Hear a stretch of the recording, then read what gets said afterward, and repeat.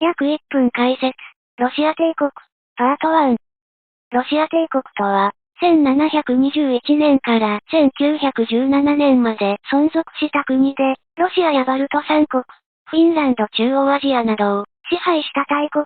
ちなみに帝政ロシアとも呼ばれる、帝政は1721年にツァーリ、ピョートル一世が皇帝を宣言し始まり、1917年に起こった2月革命でニコライ2世が退位し、帝政は幕を閉じた。領土は約2000万平方キロメートルあり約1億人の人口を維持した。